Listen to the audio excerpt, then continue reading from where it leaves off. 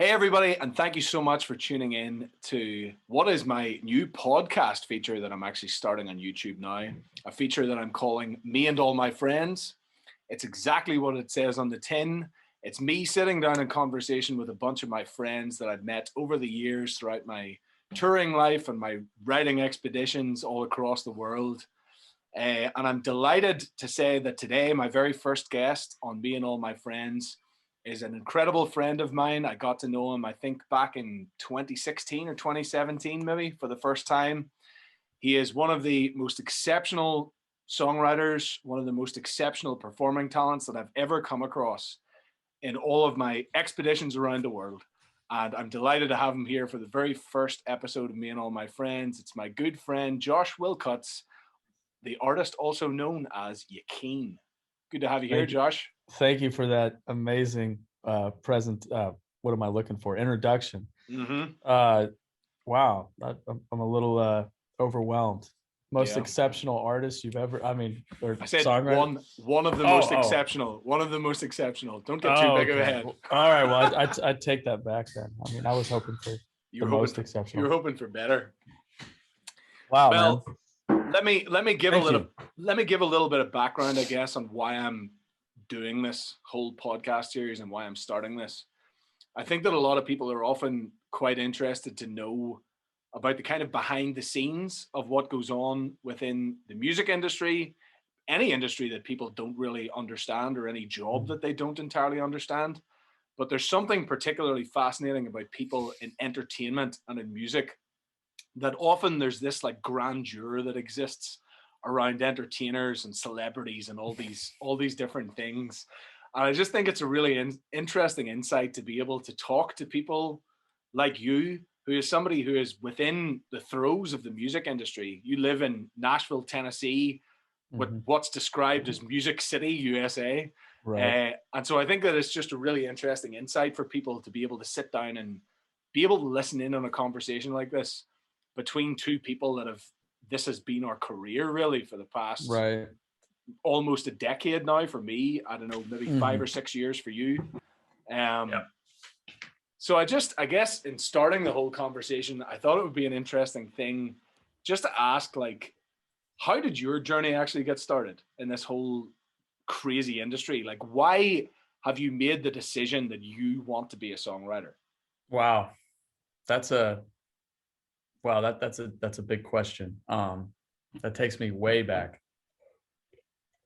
So before I wanted to be a songwriter, I wanted to be a writer. Like, that's something that I've probably known since I was maybe even before I was a teenager. I used to write, and initially I wanted to write books,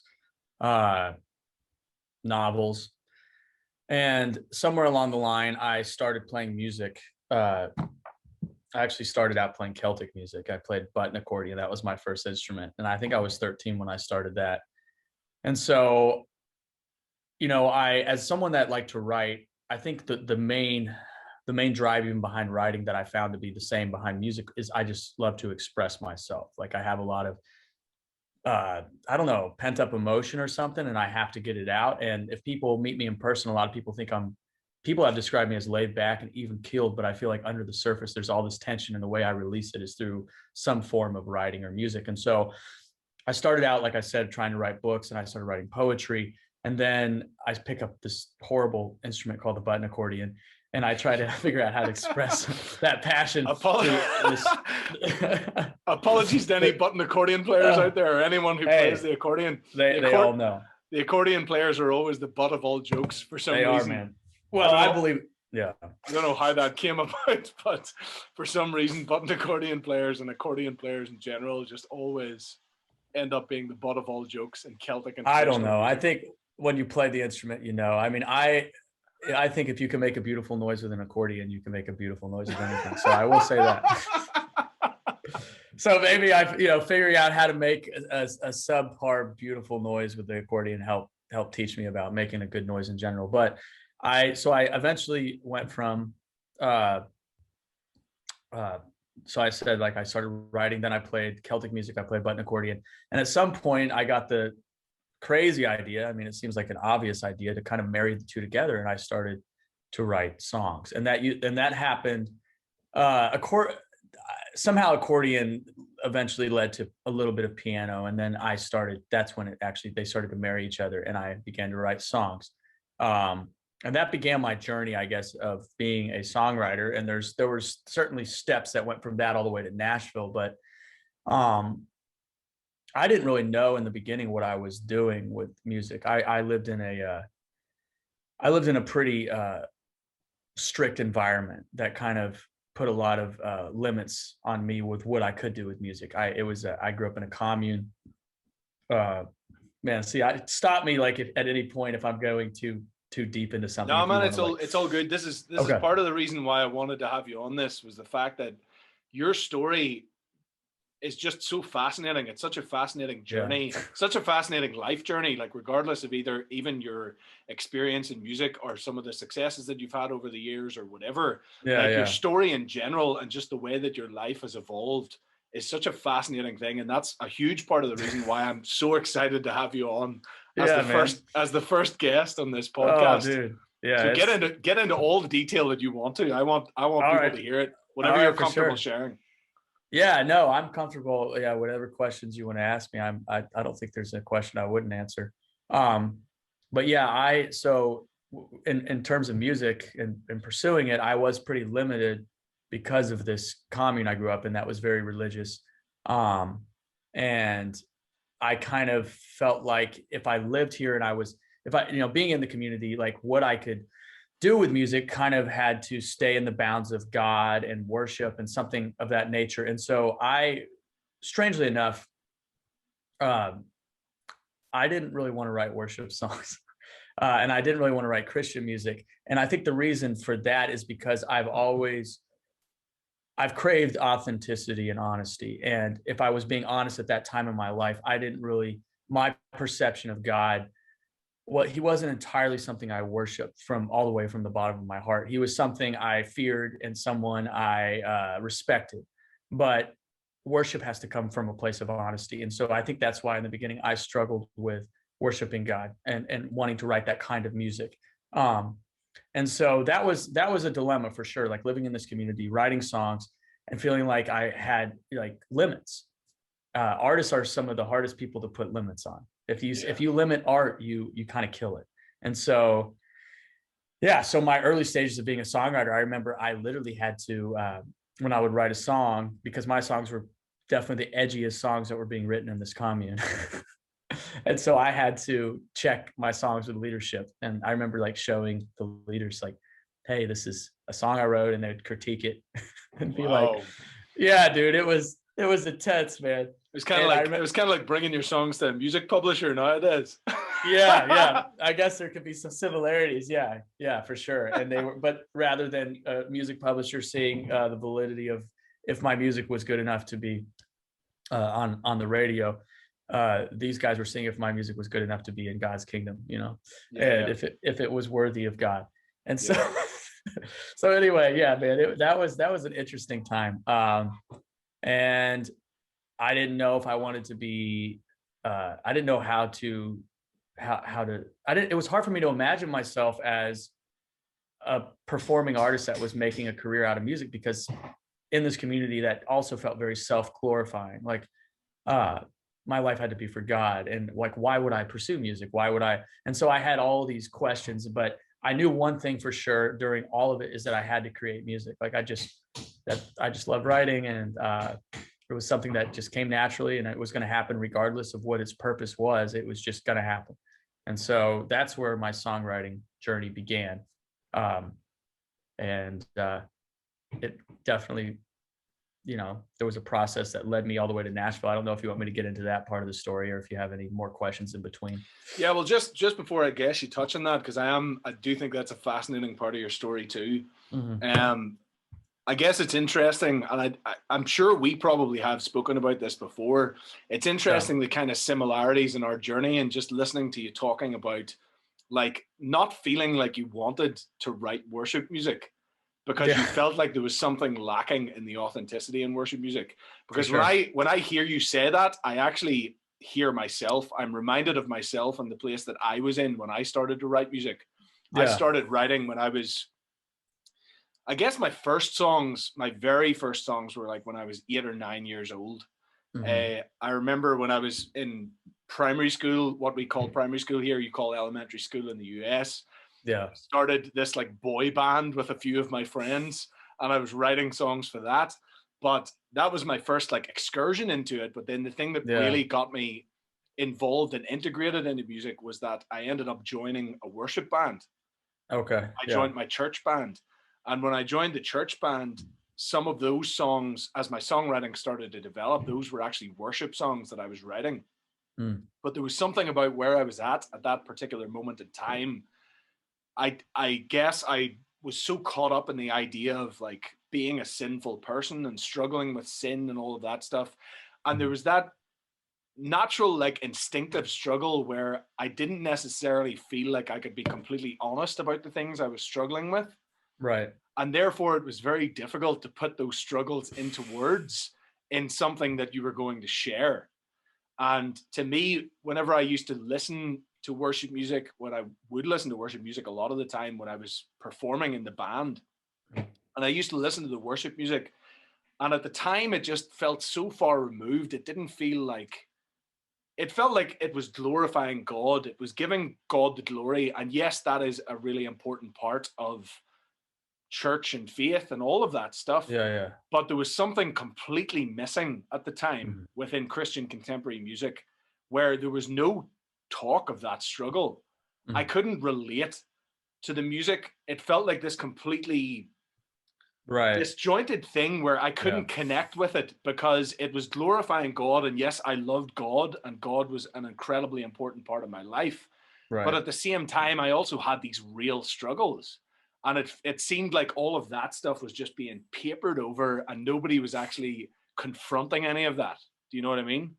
Yeah. And from the outset of when I really got into songwriting and really started to hone in on production and all that stuff, my very first EP that I ended up releasing, Fallen from Grace, I remember at the time when I wrote Fallen from Grace, I was actually scared to share that particular song because I Wow. was because I was afraid that when people would listen to it, that it wouldn't seem godly enough, or it wouldn't seem holy enough, or I would be seen for the fraud that I was, because I was at that time like this worship leader and I was fronting worship bands and Yeah. very involved in youth groups and church and all that stuff at the time.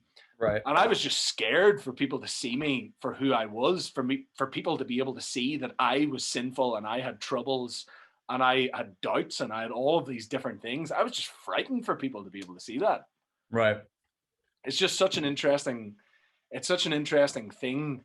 And I know that we'll talk about it more kind of as the interview progresses, Yeah. hopefully, that your perspective on faith growing up is now completely different to the perspective that you actually have on faith 100%. now, which is Yeah. very interesting. But Yeah. before we jump ahead to all of that, I do want you to touch upon the fact that you live now in Music City, USA, Nashville, Right. Tennessee, a place where every musician around the world wants to visit, or if they Mhm. have been lucky enough to visit, they can't get enough of it and they always want to go back to. So what was Yeah. it that actually made you take the step to go from, where was it you were originally from? It was the outskirts of Tennessee. Yeah. A little town in West Tennessee called Selmer. It's like on the Yes, border of Selmer. Mississippi. Yeah. So what made you take that leap going from Selmer, Tennessee to Nashville, Tennessee to pursue this dream? How did Yeah. that come about? So that was kind of a God thing, if I'm being honest. At the time, so I was in this community from the time I was, I guess we moved there when I was like 6 or 7 years old. And the community evolved and evolved and evolved. In the early stages, it was like an Amish meets hippie kind of place. And, it kind of, there was like sort of the women in the very beginning when we first got there wore head coverings, kind of similar to the Amish. And the men had long beards. But over time, those outward the outward appearances that we held to kind of differentiate ourselves from the world sort of went away, and we tried to become more like everybody else so that we could reach more people. So anyway, I say all that because I lived there for it's crazy even saying this. I didn't leave until I was 25. So I was like with this community for my whole life, up until moving to Nashville. And it definitely did evolve. So by the time I moved away, it was very similar to like a neighborhood. Um, people were starting to have their own jobs. There was more in the early stages, like it was like everybody worked together for the same businesses. It was very rare for someone to have a job that was independent of the community businesses. It was just much more intentional, a community. Like everything had to fit this certain mold. And so over time, it kind of, like I said, it became like a neighborhood where people took care of each other. And there was like some beautiful themes to the community for sure. But as far as me, by the time I left, I'm 25 years old, and I was working for a big distribution company that was owned by one of the elders of the community, who had been who played a pretty major role in shaping my thinking and in my life, in terms of God and Christianity. And so he owned this distribution company, and I had worked there for 7 years, and it was about as boring a job as you could have, outside of the fact that a lot of my friends worked there. So there was that was definitely a plus. But I used to be in this warehouse, and I remember writing song lyrics on the back of invoices, because I would ship out packages, and this old school printer would print this invoice, and there were usually 3 copies. And so on one of the copies, if I would have all these ideas in my head, and I would be writing them, and I'd come home with like my pockets full of song lyrics and my phone full of voice memos, and so it was like, it kind of felt like my body was in one place, but my heart was in another place. And so over time, like I said, I worked there 7 years. By the end of that 7 years, I had moved into a position of management, and the owner of the company had told me that he wanted me to eventually become the general manager. And he'd even written on one of my paychecks, "Please don't ever leave this company, and let me know what I can do to keep you here." And so, needless to say, I was starting to feel pretty involved in this company. And I've always been a very loyal person. That's why I stayed in that community for for my whole life. Yeah. And some of it's, of course, the fear of hurting people, or the fear of looking bad in other people's eyes. So the motivation to my loyalty could be misled for sure. But I definitely felt like some sort of commitment to this company. And I remember around the time that he wrote that on my paycheck, I was starting to think about music, because of course during this whole period of time I'm still playing music, but not not a whole lot. I'm writing, and I would even take a day off, a work day off every week, just to focus on music. And I remember around this time, I'm like, I started to ask myself the question, okay, I'm getting older, I'm 25 now. I'm being told that eventually I could be the general manager of this company. Where do I see my life going? Do I want to, I'm starting to think more about making money and just business in general. And so I end up with all those thoughts in my head. I drive home from work on a Friday night, and I park my car, and I said a prayer, and I asked God basically to give me a sign on what to do with the next chapter of my life. And I was specifically thinking of, like, it was as if I was standing at a crossroads, and music went in this direction, and working in my small town at this business, getting married and having a family went in that direction. And so I said this prayer, and I said it with honesty, like we talked about earlier. It wasn't just like a bless the food kind of prayer, traditional prayer. It was like I actually had some faith in it, that God would answer me. Yeah. And so I went back to work on Monday, and like I said, I was managing the warehouse at that time, and this trucker arrived a little bit before lunch to pick up a shipment. And while he was waiting for the shipment to be prepared, we struck up a conversation. And I remember this guy, I'd never seen him before, which normally you see the same truckers show up to pick up the shipments. You get to know them. This guy I'd never seen in my life, and I'd worked there for 7 years, never seen this guy once. And you could speculate that maybe he was an angel. I don't know. But anyway, he showed up, and he was unusually happy for a trucker. He was just seemed like he was high on life. And he started asking me questions about the business. And he said, how did this business start? And I, tried to make the most generic story sound really cool. And not that I made anything up, but basically I just said, this guy in California took a big risk on a product, which were the plastic bags that we were distributing, became a great success. And he got all excited. He's like, oh man, I love those kind of stories. He said that guy had a dream. He took a chance on it. Look where it's gotten him. And he said, there's so many people in the world today with dreams who never take a chance on them. And he said it's a fear of the unknown. They're afraid. And he then told me, he got personal and he said, I was one of those people. He said, I had a dream when I was a younger man and I never took a chance on it. And now I'm just a truck driver. And at this point, I'm starting to listen to him because I'm, of course, remembering this prayer I had prayed. And it was like God cued my ears to hear what this guy had to say. He's like, hold on a second. What is this guy saying? And I said, well, what was your dream? And he said, I always wanted to be a singer-songwriter. And the timing of that was pretty impeccable. It was like, wow, I just prayed about that. And I didn't even say anything to the guy. To this day, he has no idea that that he was kind of like an answer to prayer for me. And I knew the moment he said that, I was like, I got to go do music. And I was like, if I don't go do music, I'm going to be telling the same story this guy's telling me to some other guy 20 years down the road. Yeah. And I need to do what he said. And the thing holding me back is what he said, the fear of the unknown. And so I think at that moment in my mind, I remember thinking, I'm going to move from the small town. I'm going to get out of the small town. And I was thinking Nashville was obviously where I would go. I had some friends up there and it just seemed like that's where you go to do music.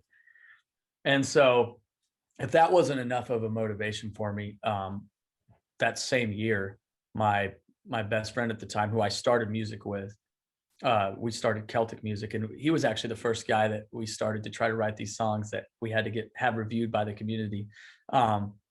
He died in a car crash. His name was Ezra Briggs, and he was 24 years old, and that was a very shocking experience for me. I'd never had someone so close to my age, who I was so close to, who was practically my brother. We lived in the same house.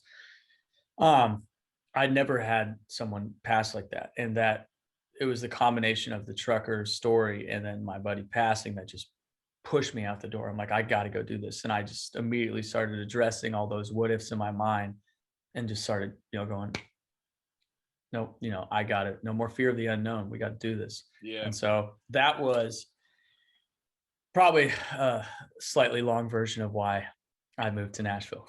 Yeah. So yeah. It's so interesting. Like, I know we've had so many conversations about faith and spirituality, religion, God, all of those different forces that are at play all the time. Right. All of those little moments in life, like even the way that we met, like those little moments in life that just feel kind of serendipitous and feel like they're completely out of our control, even though we like to believe that we're in control a lot of the time. Mm-hmm. Yeah. And it's so interesting, I think, too, because, and I do mean this very genuinely, I have traveled all over the world and I have met countless people who pursue this same dream that we've chosen to pursue. Yeah. And the funny thing is that there are certain people that you come across that just have it. Like there is something, there's just something in them, and those people too. Many of the same people that I do. Right. And they just have this thing that you can't put your finger on, you can't define, you can't explain why they have that thing. They just have it. Right. And for me, you're one of those people, one of those very few people in life that I've come across that just has a gift. There's no other way to describe it. It's a gift. And even though there is I do believe that there is an element of gift that many writers often have. Yeah. For some reason, certain people just seem to hone in on that so much quicker than others do. And I don't know I don't know at this stage how many songs you've actually written throughout the course of your career. Yeah. But I don't think I have ever heard you write a bad song. Wow. I definitely have written some bad songs in my eyes, but I really appreciate that, man. But wow. in particular, there's something about your writing, and I do encourage anybody that's sticking with the interview so far, I encourage anybody that's listening to this, go on to Spotify or whatever digital streaming platform you like to use. Go on and check out Yakyn, Yakyn. Check out Yakyn's music, because there is just something so visceral and raw and honest about it. He's got 2 singles out at the minute. His first single, I Won't Let You Go, is an incredibly written pop song. His second single, Robot, is just a heart-wrenching tale of somebody struggling with mental health issues. And his writing, the quality of his writing, his voice, his performance style, everything about him is just phenomenal. I don't know what to say, man. Thank you. I can't encourage you enough to go and check out Josh's music. Search for Yakyn. You will not regret searching for him. Oh man, thank you. All of that to say, I'm just really curious, because I know that everybody has a different process. Everybody goes about writing things in a different way. Right. You seem to have a pretty unique process that you go through. And I'm just curious if you could touch upon, like, how do you even go about starting to write a new song? How do you tap into those emotions, and how do you put the words to those emotions so effectively and so beautifully the way that you do? Well, it's interesting. I would say the greatest songs, I feel like, write themselves, and then the rest of the songs you write.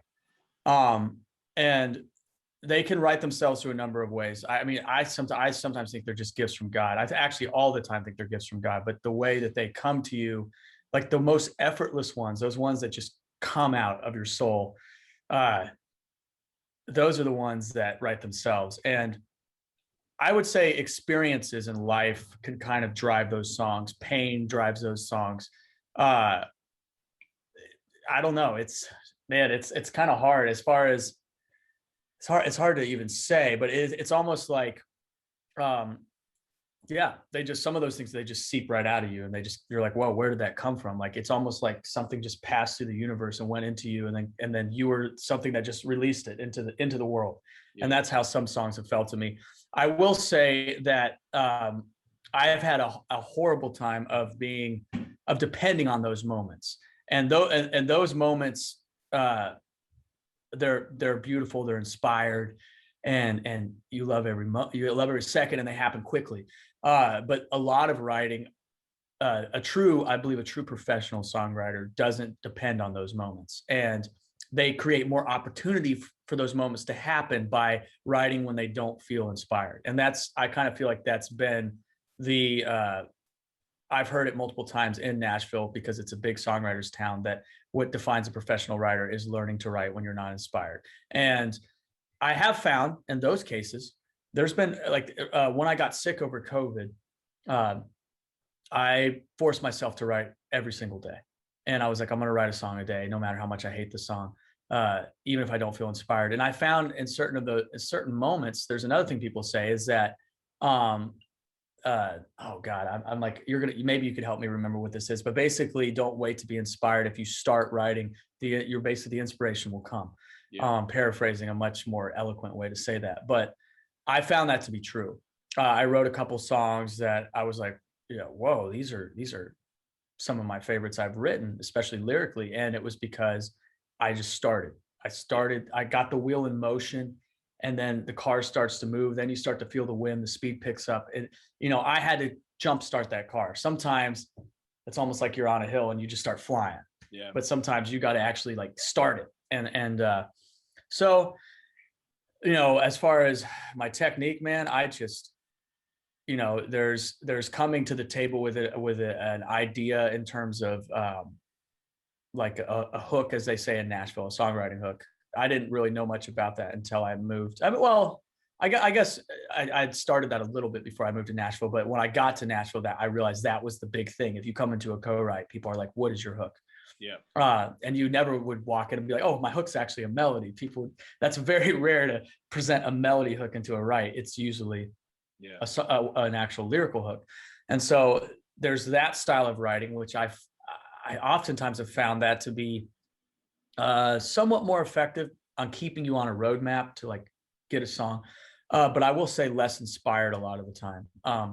I love the most inspired songs I've written have started with a melody. And because I think music is sort of its own language and these melodies just happen to you.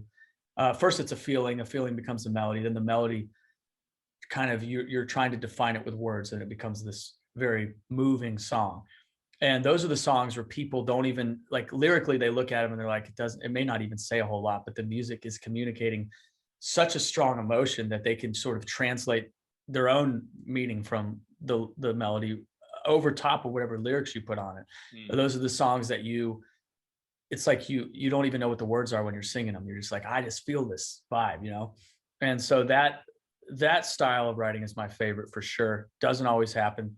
You have to, as a professional, you have to write when you don't want to. And sometimes the inspiration finds you in the process of writing rather than before you start. And so, yeah, I would say, yeah, man, the big things I thrive on in writing are authenticity, being honest, because you want people to believe you when you sing. Like that was one of the best compliments I ever got about singing. I might have told you this, because Nashville is full of amazing singers. In fact, you're one of the greatest singers I've heard, male vocalists I've heard, Warren. You're definitely, I put you up on a pretty high pedestal of singers, but I've never felt like I'm an incredible vocalist. I felt like, I mean, in terms of Nashville, I've heard so many great singers. I think I'm a good singer, maybe even a great singer. That's a bit of a stretch, but like I could see you wince. I could see you wince just as even when that came out of my mouth. I've tried to get my, be honest about what but anyway, I've heard a lot, you compare yourself so much in music. I'm doing that less and less now, but I used to do it a ton. And you hear a lot of fantastic singers. I mean, the greatest singers in the world, you'll hear them in Nashville, and it feels highly competitive. But one time I said this to somebody who was a publisher that actually you introduced me to. I'm sure that'll come up later in the Zoom. But I told them, I kind of, got a little bit vulnerable with them and said, I don't think there's so many great singers. I don't think I'm a great singer. And I remember she looked at me and she said, you're a believable singer. She said, when you sing it, I believe it. Yeah. And I never forgot that. And it suddenly all made sense to me why people could hear my music. And even sometimes I could hear other singers who I knew weren't the greatest singer on the stage, but because we watch a lot of writers' rounds where it goes from artist to artist to artist, I could somehow, their music, I believed what they were saying. I believed it. Like they made me believe whatever message was in that song. And like, for instance, my song, I Won't Let You Go. People have asked me, tell me the story of that girl. And I said, well, she doesn't exist. I wrote that song. It was an inspiration. The words came, blah, blah, blah. There's no story attached to it, but I made you believe it was. I made you believe it was real by the authenticity or like the passion and just the rawness of how I was singing it. And maybe that's when you say that some people have those moments, maybe that's what that is. It's some people make you believe what they're saying. And some people can have the most fantastic voice in the world.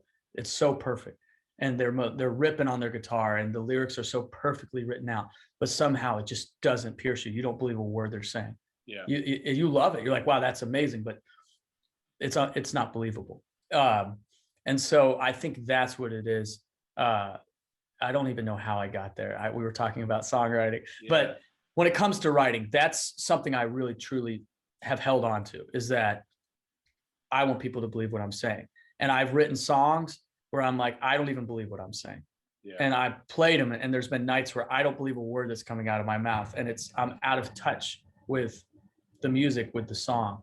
Yeah. And then there's those songs you write that you believe every word of it, and people hear it, and that sometimes can be the determining factor of the it thing, is the song that you're singing. Like, do you actually believe it? Even if it's a story you haven't experienced, maybe you've written something about someone else's experiences, or something in loose ways through your own experiences, but not specifically that story, and you can still be believable because you own it. But there's been plenty of songs in Nashville, as we know, having to constantly write music and getting sucked into the whole "let me write a commercial song" thing, where it's not believable anymore. Like people are like, this is so plastic, which is what I feel about quite a number of songs on the radio now is it lacks that passion. So that thing of authenticity is such an interesting topic. I've literally just come off a Zoom call with a couple of local writers here in Northern Ireland, and we were talking about the idea of branding. And I always hate the idea of branding. yeah, I hate like the fact that art has to be associated with marketing and all of that stuff, like being able to put it into a product to push on to people or to sell to people. It's just something that has always felt really dirty about that for me. Yeah, but the interesting thing I find recently is that given the way that the world has moved over the past decade or so, given that like social media influencers are such a huge thing now, like everybody wants to be a brand. I find that in music particularly and in the arts, more and more people are getting more in touch with their authentic selves and their true selves, and using that as the way they're actually branding themselves and putting themselves out into the world. And maybe some of that is a bit disingenuous. Maybe some of that is fake for the sake of marketing. I hope that there is truth in most of it, but I also realize that some people just care more about ego and fame and all of that stuff.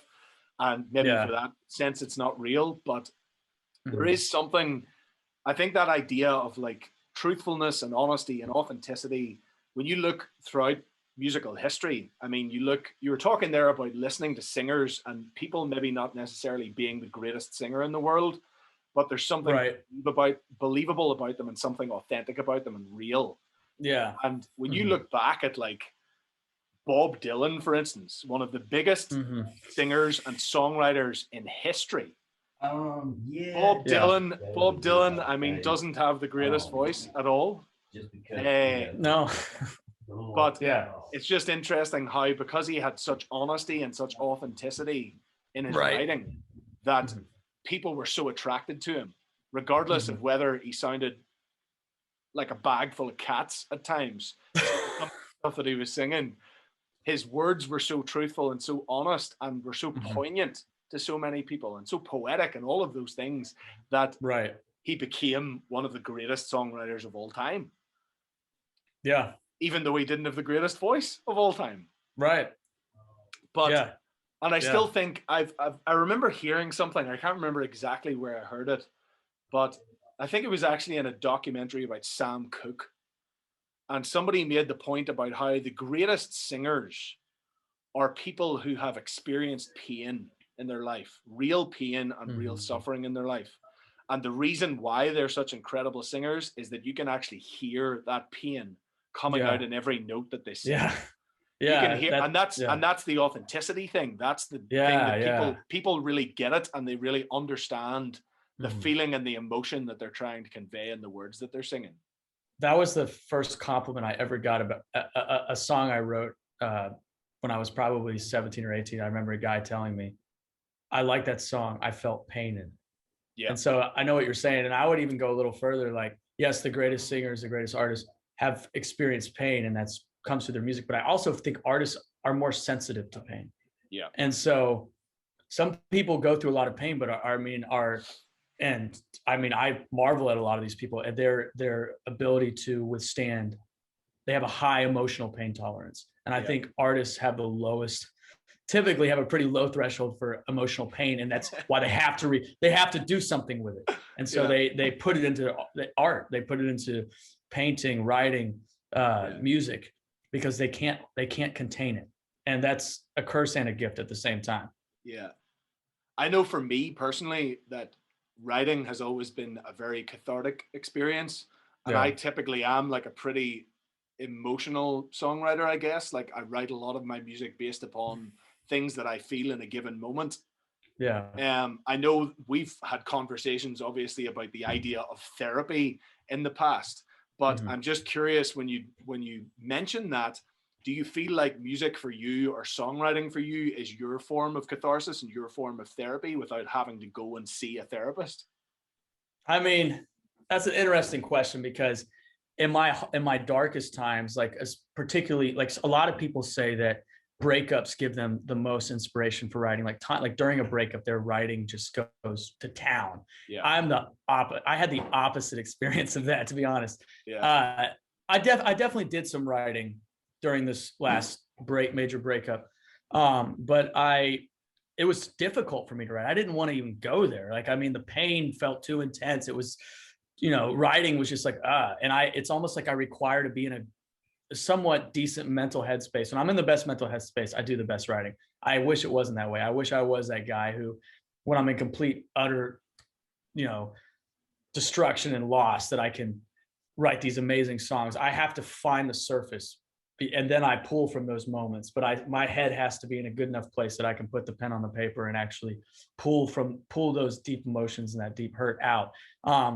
I feel like writing for me, as much as it's been therapeutic, it can be very self-indulgent. Like, I don't know, it's an interesting, there's also something very narcissistic about it at times, but I do find a release from writing a song. I do find, kind of like what Eric Liddell said about running, like I feel God's pleasure.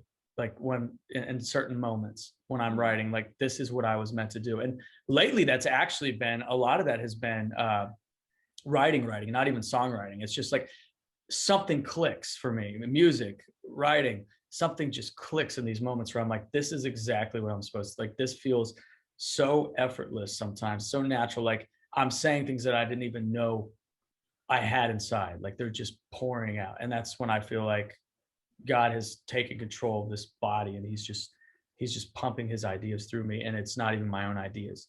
And yeah, that's an incredible place to be. And yes, there is a sort of therapy in that, I suppose.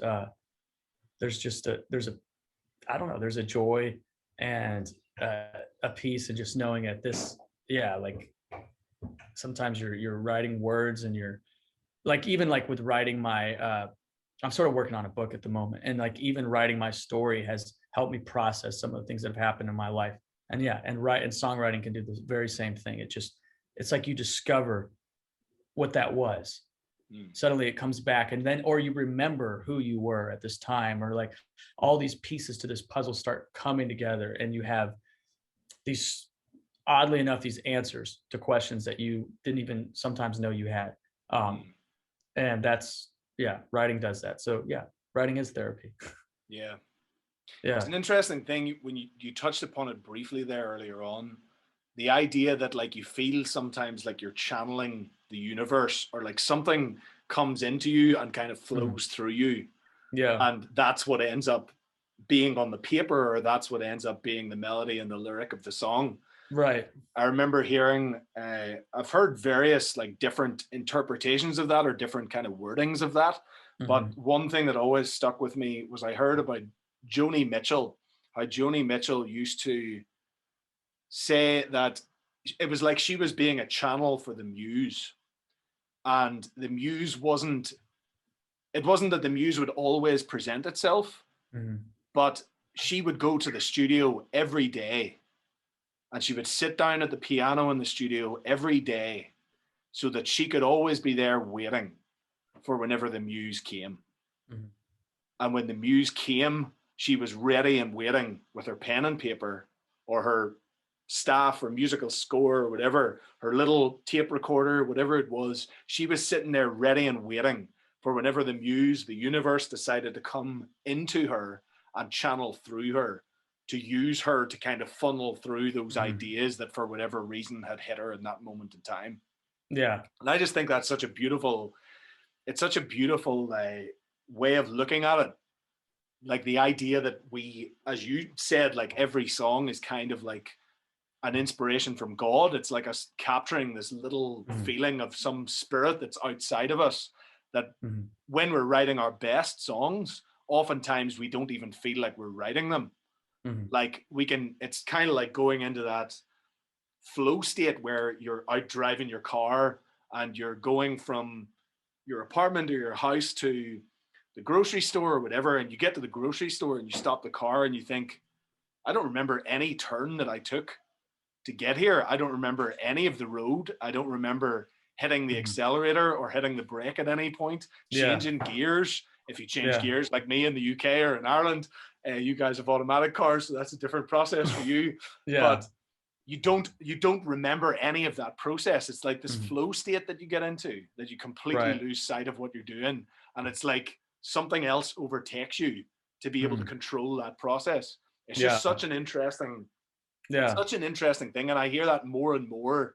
The more people that I talk to, the more I hear of that, where oftentimes the best stuff that people write or create in any shape or form, in any art form, is always the stuff they don't think about.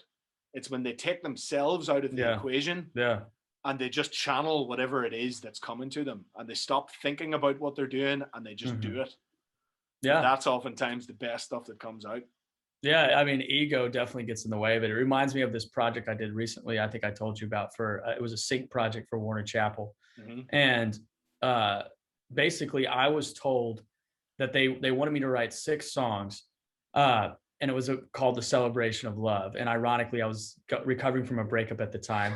So I couldn't have been more detached emotionally from that project, but that became really what made the project so easy, is that it wasn't about me. Clearly, it wasn't about me. I had to write these songs. I was given pretty fine guidelines of what they needed to sort of sound like. And then I was presented with tracks. And it turned out to be the most effortless, easy project. One of my friends heard the songs and even said, those are some of your best songs you've ever written. And I was like, that's insane, because I'm so detached from them. And they were so easy to write. And it kind of goes along with what you're saying. Maybe sometimes it's our own ego, because when I say that songwriting can be very self-indulgent, for me, it's the ego. It's, how can I say this in the most clever way? Because my songs are a reflection of me. And it's like kind of like my children. I want people to look at my song and be like, oh, that's him. And as the cooler I can make that song, is the cooler I can make myself.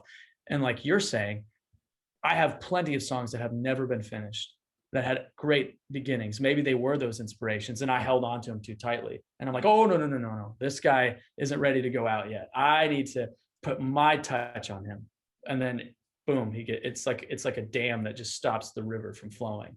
And so that is for sure. Also, I think I already said this, but yeah, sometimes the inspiration comes, sometimes you have to find it. And so it's like, sometimes it comes to you, sometimes you go to it. And when you go to it, that sounded very grammatically weird, but when you're the one finding the inspiration is when you're doing that work, and then you're climbing that hill and suddenly you get to the top, and then it all makes sense. And then you go on that roller coaster journey with the emotion of the song. But can I use the bathroom really quick? This coffee and this is running through me, man. I'm having a hard time focusing. Of course you can. Absolutely. I will go and do exactly the same thing, and we're going to splice this together so that we'll maybe retain this little part of the conversation just for the comedy effect. Okay. All right. Yes, absolutely. Go and do your thing. I'll go and do mine. Or we could just reconvene. We could take it to the bathroom with us. We could take it with us. Yeah. If you're comfortable with that, I mean, you need to be comfortable with that. I don't know. I'll take a break. Okay. Let's see you soon. I feel much relieved after that trip to the bathroom. I think my focus is back in one place. Yeah, I'm kind of glad that you said something, because I was getting to the point where I really needed to go too, and I didn't want to ruin the flow of the conversation. Same. I mean, it was like I was waiting for a break in conversation, and then I would get one, but I'd want to say something, so I'd say something, then you'd say something. I'd be like, and then it just wasn't happening. I was practically peeing myself before I got up from the couch. So yeah. Well, we were talking just before we actually split there to go for our super quick bathroom breaks that we had through the magic of video editing. It was one of the shortest bathroom breaks ever. But we were talking just before there about inspiration, and you made a comment specifically about the idea of like ego and pride getting in the way of the song sometimes, and how if your ego and your pride can get the better of you and you want something to be really perfect, then it can be really difficult to actually finish things and be happy with the end result of them. Right. I wanted to touch upon an experience that you and I had in one of the, we've written together, I don't know, maybe 3 or 4 times now to date. Okay. And one of my favorite times that we wrote together was, I think one of the first times that we actually wrote together, where I was staying at your apartment at the time. I was visiting Nashville for a few weeks. I was there to write. And one afternoon, you happened to have a co-write booked in with a girl that you knew in town. and she came over for the write. I actually had a free afternoon because somebody had cancelled a write on me or something or other had happened. Anyway, I was lounging about the apartment, maybe in my pajamas, whatever was the situation. But I was lounging around. Your friend came over to finish writing a song that you had already started. And while I was there, you introduced me to her very kindly. And you suggested that maybe I should hop in on the co-write as well and help the two of you to finish off the song. And that was the last time I ever did that. And that was the last time that you ever made that decision to invite me into any of your writes moving forward. No, not true. Because the situation unfolded then that you played me the idea that you had, I think it was a verse and chorus that you had finished at that point. Right. You played me through the verse and chorus. Mm-hmm. And I said to you, I think it was that I took issue with one particular line in the song. Okay. Yeah, I think you're right. I like the idea. I like the idea of the song overall, and I thought it was cool and it would be fun to write on. But there was one particular line that I thought could have been stronger in the song. And you got offended at the fact I criticized this particular line because you really like this particular line out of the whole idea. And I had picked up on this one thing that you really loved about it and told you that it needed to be better. Yeah. Talk me through where your head was at whenever we were in the process. Oh, yeah. Well, I just remember, we had started this song. You were at the house. We were, reconvening on this, right? Me and this girl were. You were there. I was like, oh, I'll bring my buddy Warren. She was fine with it. And we're in the process of writing. And you didn't actually immediately critique it. Like, it was as you were writing, I think we came up with another line. Mm-hmm. And you were just not going to have that line in the song. And I was just not going to let that line go. Yeah. Because I thought it was the best line and you thought it was the worst line. I mean, I think at one point you literally, and I wish I could remember what it was. I'm sure I would hate it now. But you literally said, I think it's pure shit. Pure shite. And then it became heated, and Emily, who was our co-write, was pretty, calm. Yeah. And I don't think she knew how to handle the situation. She just kind of sat back and watched us. And at one point you said, well, I think I might just go down to the pool. I think I've had enough of this, right? Yeah. And I would have been happy to see you leave at that point, but no, I think how the whole thing unfolded from my memory was that it got so heated, the fact that I had taken issue with this line that you really loved and I didn't see any real value in it or didn't think that it was strong enough. I think I realized that you weren't happy with the fact that I was trying to change the song. Mm-hmm. And so I turned around to you at one point and I said, look, I don't have to be in this right. At the end of the day, I can just as happily go down to the pool and go and have a swim for the afternoon as opposed to sit here and argue with you about whether this song is good enough yet. Right. And right. It's funny looking back on it because I was watching a workshop with a guy, both of us actually know him. We both met him, I think, around the same time in Nashville, a guy called Martin Sutton. And Martin runs a company called the Songwriting Academy here in the UK.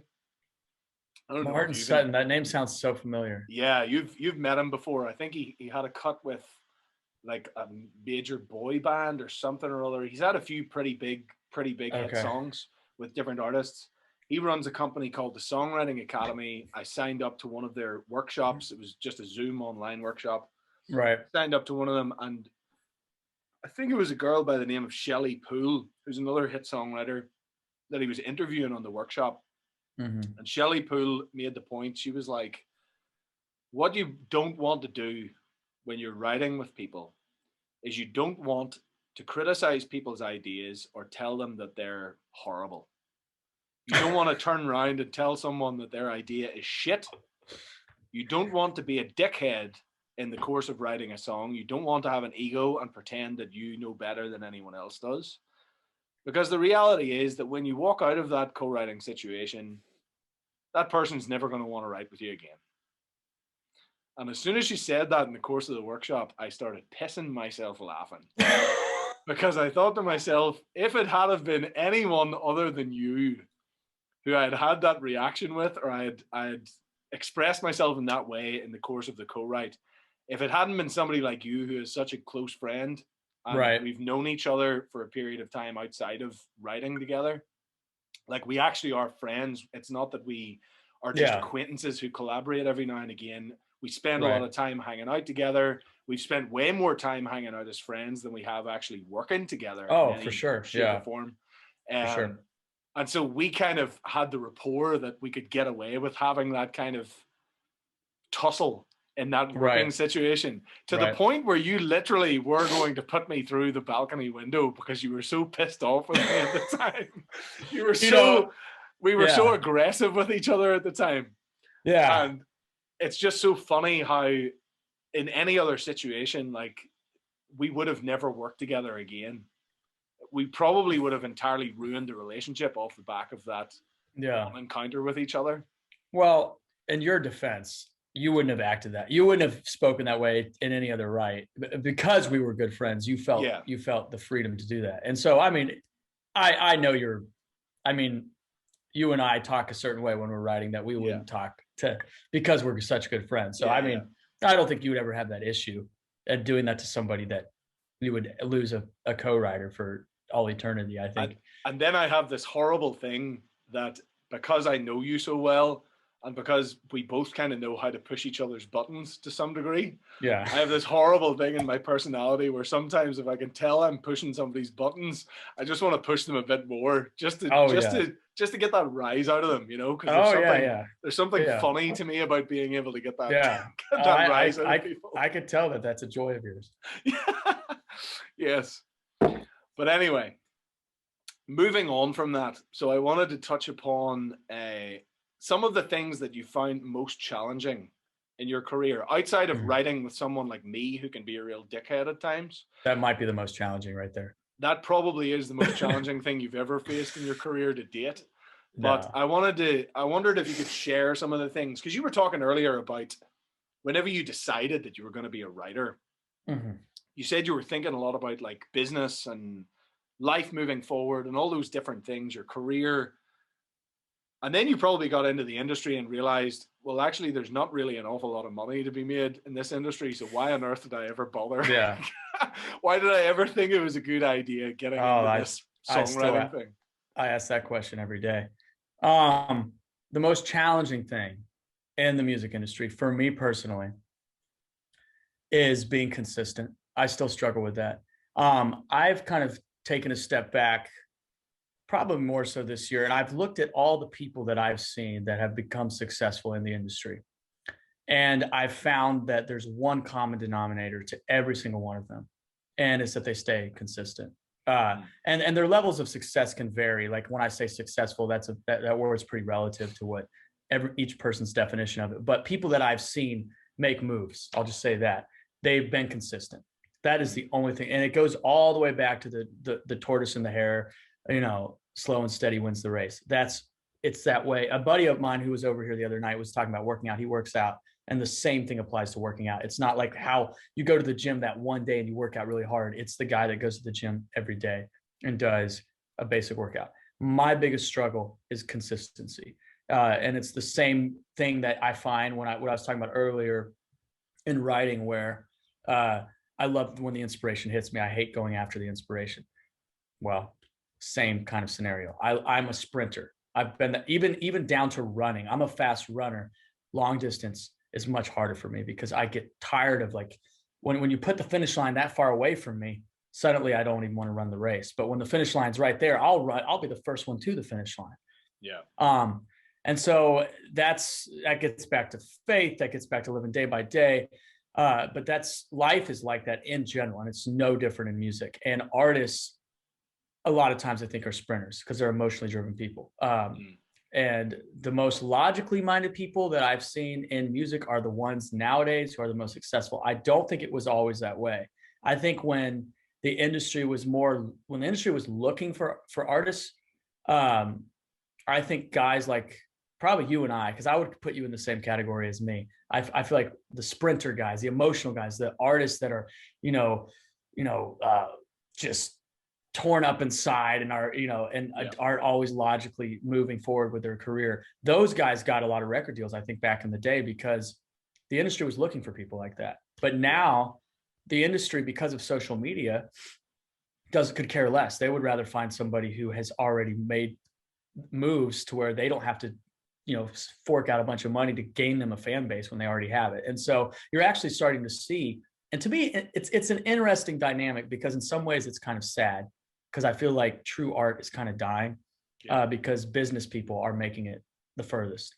And we have to, I mean, honestly, we just have to move with the punches. We have to become business people. If we want to make it in music, we just do.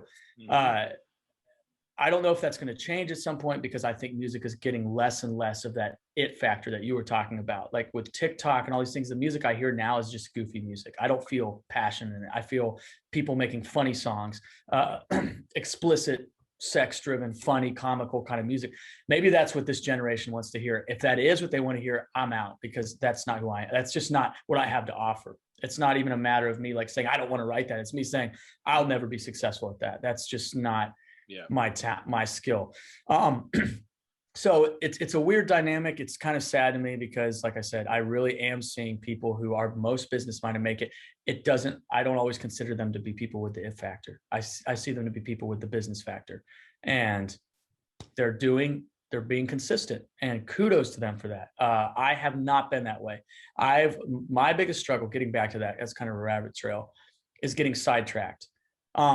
And getting sucked into things in the city that can look like they're the best bus to ride into your music career on, but really they can take you down a completely different road. And for me, when I got to Nashville, I had to figure out what I was going to do to make money, because and some people get to town and immediately start making money off music. If I'm being honest, I didn't know a lot of cover songs. I didn't want to learn a lot of cover songs because I was lazy. I didn't take that route, and I've heard that route is a two-edged sword, and very well can be a hindrance to your career as well. But the route I did take, who some people will say is a great route to take, particularly in Nashville, for meeting people, making connections. I chose bartending because the flexibility of the schedule, the quick money, all those things were true. For me, it was a pretty demoralizing job, and it as much as it was a great opportunity for me to make connections, it was just as much of an opportunity for me to create distractions from my career. It was a two-edged sword. And so in Nashville specifically, my greatest hindrance were the distractions, and that stopped me from being consistent, that pulled me away from what I was doing. I got sucked into the bar scene, partying, ended up in a relationship that was unhealthy, got sidetracked with that. So many things are trying to pull you away from your destination. And so, biggest hindrance, staying consistent, figuring out how to make music a business, because I've always had side hustles that became the biggest thing in my life, even now. And we can get to that at some point. I've been like actually working on roofs. And so I've always had these side hustles that can end up pulling me away from what to where I'm actually back at square one, where that truck driver came to me at the warehouse and said, I had a dream, but I chose the safe route. I didn't took it. I was afraid of the unknown. And so I'm having to more and more, it's like I take steps out, but I still have one foot on the ground and 1 foot on the water. And like, I like to equate, faith to walking on water. And faith is, I have faith in God and Jesus more than anything else. That's my personal story. But it's all this faith thing of you just taking these steps into the complete, like the truck driver was saying, the fear of the unknown. You're just literally going out there.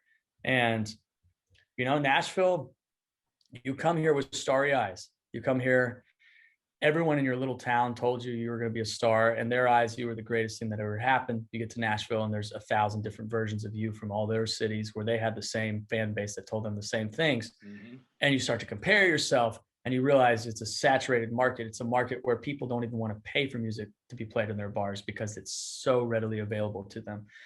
And you realize, wow, this is a completely different world. You can be disheartened. So there's that factor that makes it very difficult, is the fact that there's so many of you. And it's almost like you have to redefine what it means to make it in music. Does making it in music mean that that you're a celebrity? Or does it mean that you've figured out an income stream that supports you so that you can actually do what you love? And then you have to ask the question, for me personally, what do you love? Because I had the opportunity now to start getting more into the sync world.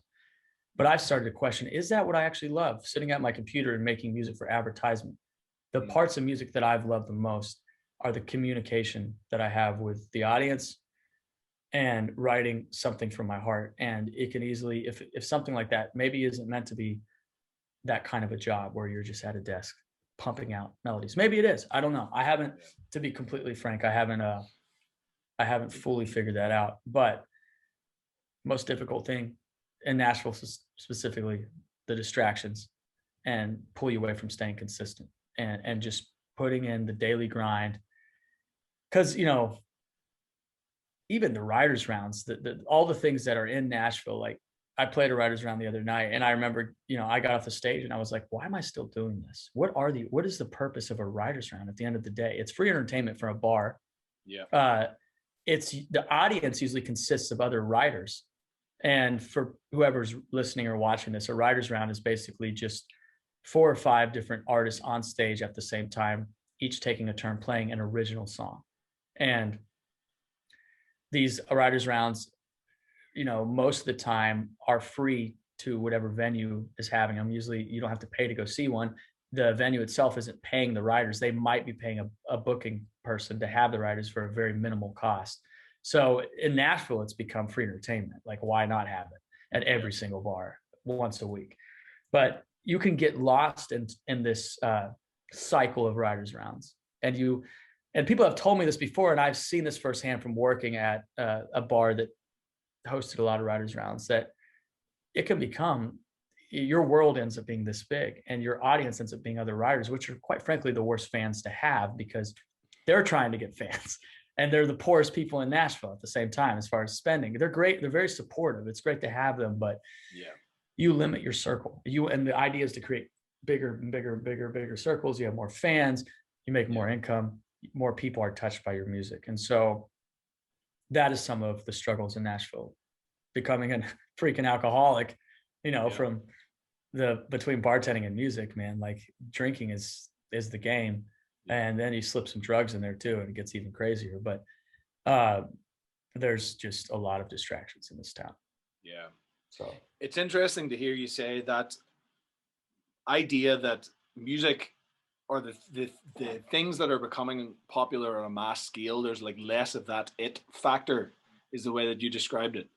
Like, you're talking about people like us, I guess, that kind of write from the heart and write from very emotional places a lot of the time. Yeah. We write quite cutting music in some ways. Like, it's not stuff that you can hide away from most of the time. Sometimes we write stuff that kind of feels good and that makes people want to get up and dance and all that stuff. But a lot of the time, what we actually focus more of our attention on is writing that stuff that's very poignant and really cuts to the core and makes people question how they actually feel about life and the different situations they find themselves in. I think that it's interesting when you look back at musical history and popular musical history, because you do see these trends of like people. There's always this side of the industry that kind of wants to put out the fluffy, feel good, funny side of things. And then there's always this other side of the industry that has kind of the more feelsy, emotional stuff that's going out there. The interesting shift that I see is that I don't think you're entirely right in saying that there's not this side of the industry that exists that still has that it factor. I think that the side of the industry that exists that has that it factor nowadays, it's still there, but people have to be willing to delve to find it. And when people actually want to take the time, I guess what I'm saying is a lot of people are so caught up in this world of instant gratification, finding everything very quickly and only consuming things for a very short period of time. Yes. Most people are caught in that cycle of living. I'm caught in that cycle of living, quite honestly, a lot of the time. I think we all are to some degree. But people when they're willing to delve that little bit deeper and find something that has more depth to it, that actually makes them feel something that is more than just the fluff or the feel good, funny stuff that makes them want to get up on the dance floor and dance or laugh or whatever it is. People can find that stuff probably more so now than ever. But the interesting thing is that because the industry model is so broken and has been so broken for so long, there are so many people, like there's like 20 to 50,000 songs a day being released now on digital streaming platforms. That's insane. Yeah. It's scary and it's an insane thought. But at the same time, it shows that there is a lot of that it stuff out there. There's a lot of that stuff that makes you feel something out there. The problem is that the people that are creating that, the masses are being funneled down to those people. The numbers that those people are attracting are so small now because there's so much out there to grab people's attention. Even outside of music, like take music completely out of the equation, just look at how much content is being created on Instagram, Facebook, TikTok, all of these different things. We're constantly bombarded with stuff all the time, and we have so little time to invest in anything anymore. There's a lot of noise. There's a lot of noise.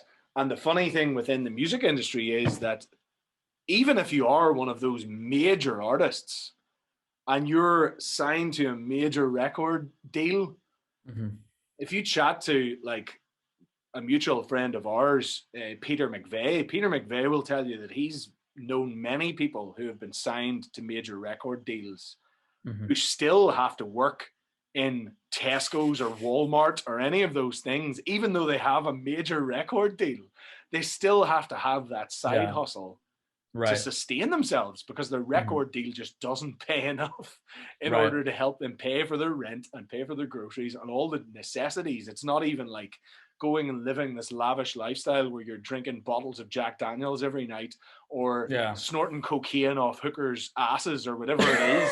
Like, it's not even to sustain that lifestyle. It's just to be able to sustain a normal lifestyle of being able to pay your rent and pay for your groceries, you know?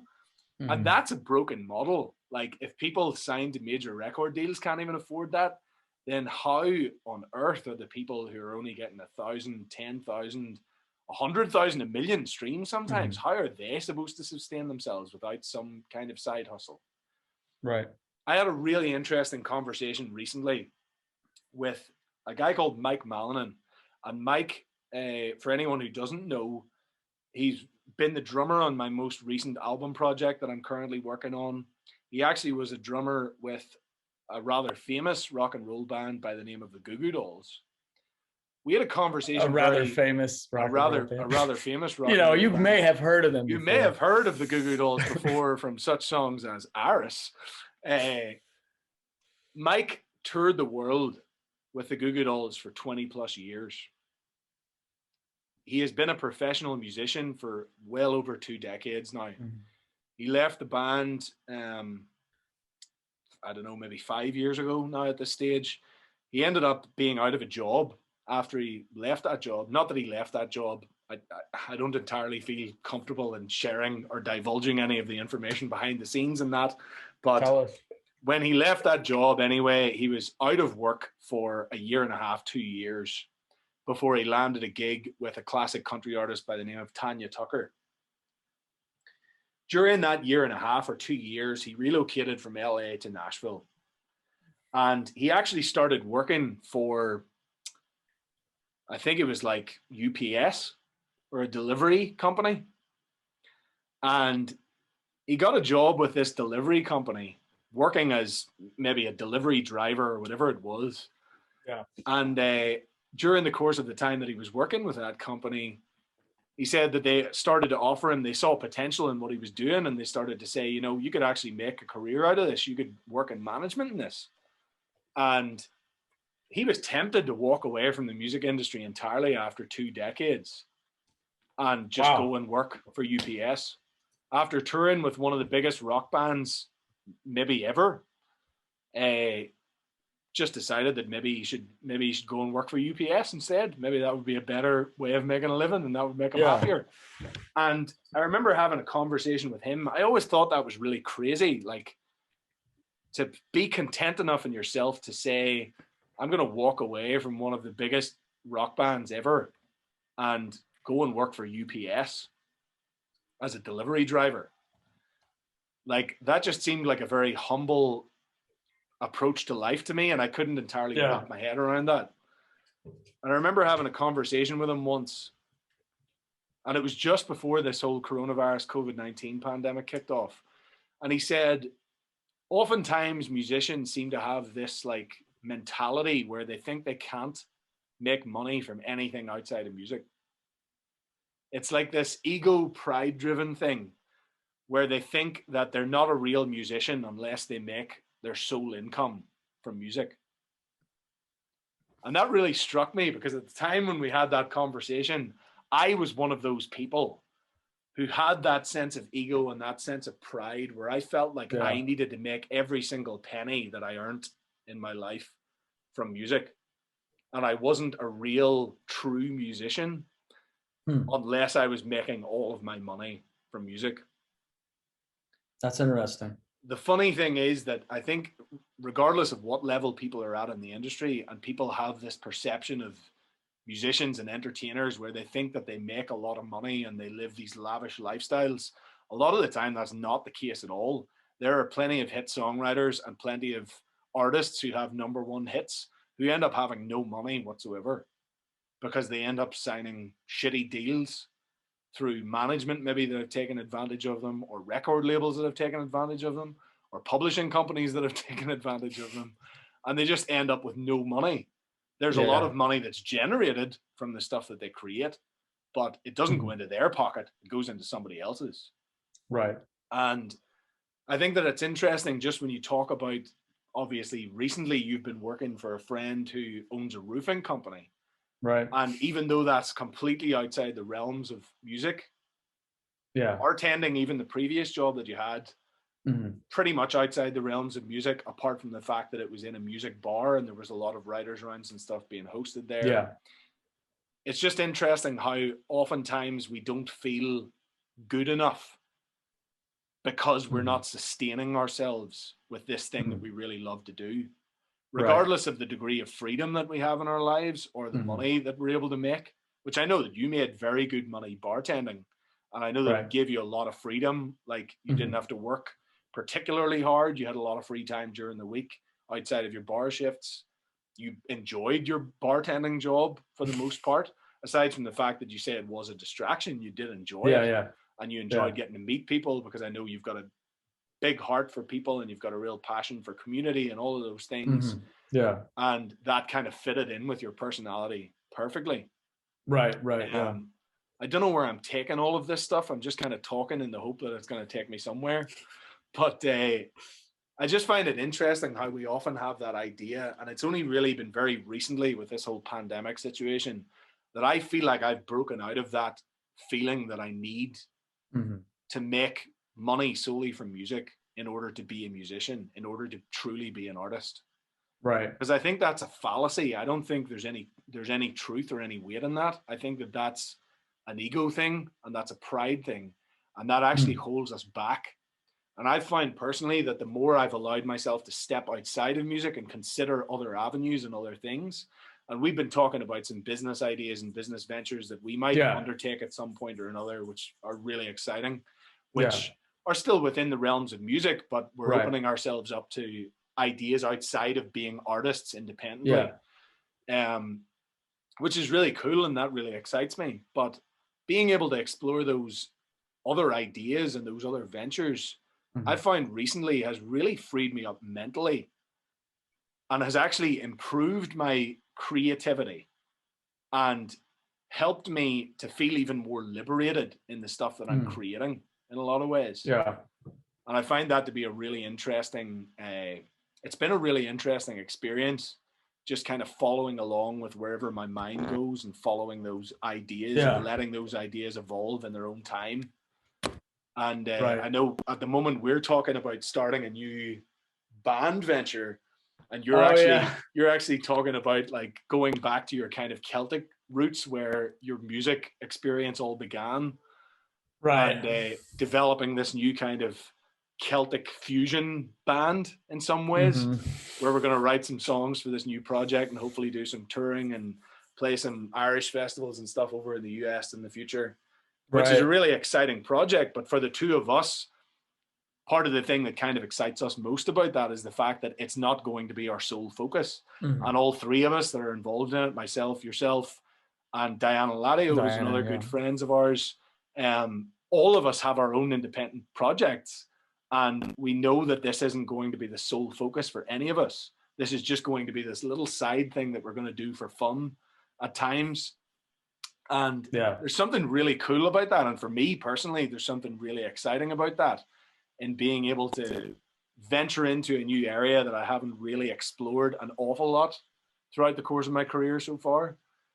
But to do it with friends, and to do it with people who also don't like take it seriously, almost, for want of a Right. better term. Like, we're not investing too much Yeah. of ourselves into it, and we're not making it our sole focus.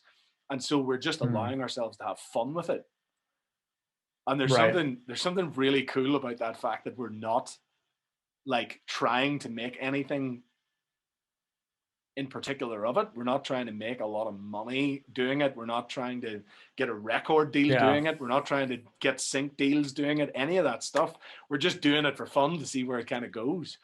And there's something really, I hope that you feel the same way about that as I do, because for me, I think it's something very liberating, and it's something quite No, I mean, it's, exciting yeah. to Yeah. invest yourself in, you know? Yeah. Alrighty, we've done reasonably well with the technology mishaps throughout the course of this first interview, this first podcast for me and all my friends. Just had some internet difficulties, but we're back again. And I guess just to kind of wrap up the interview, I know that we said initially that we were going to aim for this to be like 45 minutes to an I think hour. we doubled that for sure. I think we're probably on about 6 hours by now, but that's fine. It's just going to be like a Joe Rogan podcast, and that's cool. I just kind of wanted the conversation to flow pretty naturally and just pick up on Yeah. any questions that came up along the way. And I just think that you're a really interesting person to chat to, and I'm glad that we've got to Likewise, man. have this conversation, and hopefully other people have enjoyed it.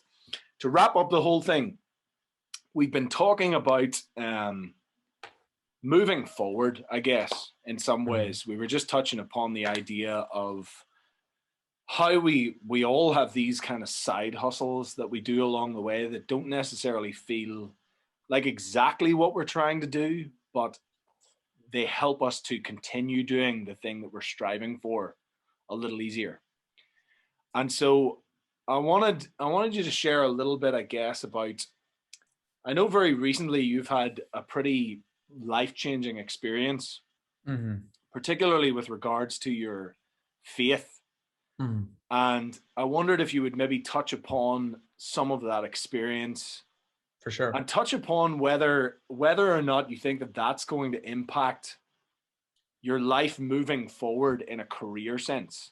So Mm-hmm. the fact that you have been chasing after this career as a songwriter, you've made comment about how you feel at times like it can be a little narcissistic and self-indulgent. Yeah. Obviously, I've had personal experience where faith at times has felt like it's kind of been a battle with that, because Mm-hmm. there is so much ego often tied up in Mm-hmm. it. There's a lot of pride, and there's a lot of desire for self-glorification within Mm-hmm. creating music and being a performer and being an artist. So 100%. so I wondered if you could touch upon that. First of all, like, tell us a little bit about your experience and how your faith has kind of shifted and changed over the course of this whole pandemic situation, Yeah. and how you think that that's going to impact you moving forward. Like, Mm-hmm. how can you see your life unfolding from here on in? Yeah, man. Yeah, that's definitely been the biggest. I mean, what I experienced last year with, I mean, I literally had a come to Jesus, and it's definitely been the most profound thing that's ever happened in my life. And I feel like everything that had happened in my life prior to that was all leading up to this moment. Um, but I mean, I guess I've given enough background about the community I grew up in to show that I had definitely had been exposed to the idea of God and religion at a very young age. And I had certainly prayed. I'd been a praying man and a man of faith most of my life. But when I moved to Nashville, and even prior to that, I'd been questioning a lot of my beliefs, because like we talked about in the beginning, even with me having difficulty writing worship songs, there's always this searching. There's been this searching inside of me for a deeper meaning than what I had at the time. And it's kind of like we're all asking questions throughout life, and most of our questions we're asking with our mind. And when we get answers to the questions in our mind, we're still unsatisfied. And it's because we have another part of ourselves, our soul, our spirit, that's asking questions too that cannot logically be answered. So we're living these two lives simultaneously. And that's why people are always like, there's got to be something more. It's because there's something else inside them beyond their logic that's asking questions that aren't being answered. And so I, grew up in this setting. Eventually I stopped going to church, and I even have a song that kind of, it's like the diary of me not going to church. It's called I Don't Go to Church Anymore. It kind of like your Fallen from Grace song that ironically became the song that believers and Christians resonated with, and even people that had been to church previously. It started more conversation than any attempt at a worship song I ever made, because of the honesty of it. And when I wrote the song, I didn't really feel like I kind of went into it as a song I was writing for somebody else. Like, this isn't my song. And I remember I wrote it. I remember showing it to my mom or not even telling her what it was. I was just playing it in the living room, and she like stopped me and was like, "You didn't write that," because my mom, didn't want to believe that I could possibly question God and church. And I was like, "Yeah, I did write it," and I was a little scared to play it around a lot of people. But like I said, it was so well received with most Christians, because of the honesty. And over time, I realized this song is actually the story of myself. It's not a song for somebody else. And, I played it recently for a producer I'd been working with, who I even told him, I initially wrote this song thinking to pitch it. And he said, "Don't ever pitch that song. That song could make your whole career," is what he said. But I mean, he was just saying that song tells your story. And so anyway, I had reached that point where I stopped going to church because I wasn't practicing the very strict religion that I was brought up in. And my concept of Christianity was this: the Bible was like a rule book that I needed to follow to be a Christian. That's pretty much, if I simplified it. And my version of that had been the most intense version I'd ever even found, aside from a few other communes that were a little more hardcore than ours in terms of doing things right. Mine was like the most intense version of that I'd ever found. Most of the churches I would go to were Sunday rituals. People had relationships in these churches and stuff, but they were definitely not as hardcore if you're looking at Christianity through the eyes of works and like, what do I do to be a Christian? Yeah. Mine was 10 times as hardcore. And so you can imagine me going to these churches and being like, okay. It's like Christianity light. Yeah, Christianity light. Exactly. Sugar-free Christianity. Sugar-free, gluten-free, all the frees. But I will say, I kept hearing this message in church that I found wasn't always spoken about in the church I grew up. And it was the message of the cross and Jesus. I knew that message. Everyone knows that message in America, pretty much. You can't drive down the road, the highway in the South, without seeing at least one billboard that says Jesus saves on it. Mm-hmm.